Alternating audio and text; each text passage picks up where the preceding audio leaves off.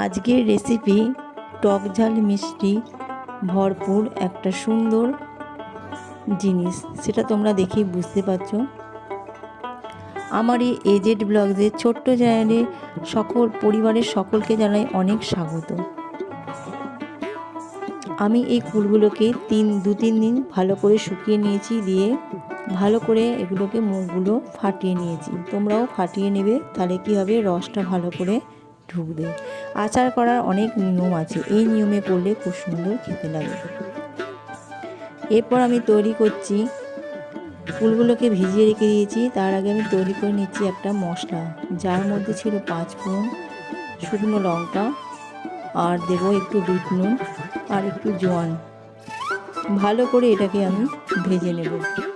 আর এদিকে আমি কুলটাকে, মশলাটা ভালো করে ভেজে নিয়ে মিক্সিতে ডাস্ট করে নিয়েছি। কুলটা সেদ্ধ করতে দিয়েছি, সাথে দিয়ে দিয়েছি গুড়, বেশ খানিকটা গুড় দিয়ে বেশ ভালো করে আমি এটাকে ফুটিয়ে নেব। ফুটিয়ে নিলাম, দিয়ে দিলাম খানিকটা চিনি দিয়েও ভালো করে আমি নেড়ে চেড়ে নেব।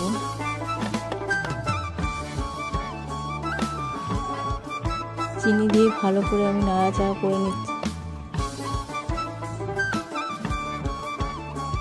এর মধ্যে দিয়ে দিয়েছি নুন আর একটু হলুদ। এরপর এটাকে ভালো করে নাড়াচাড়া করে নেব। আচার আমার রেডি, তবে এখনও সম্পূর্ণ হয়নি, আর একটু ওয়েট করতে হবে। দিয়ে দিলাম ভাজা গুঁড়ো মশলা, ভালো করে নাড়িয়ে নিলাম। ভিডিওটা সম্পূর্ণ দেখার জন্য অনেক ধন্যবাদ। ফিরে আসবো আবার একটা নতুন রেসিপি নিয়ে। তোমরা বাড়িতে তৈরি করে এই আচারটা কমেন্ট করে বলবে কেমন হয়েছে। আর রেসিপিটা ভালো লাগলে একটা লাইক করে দিও।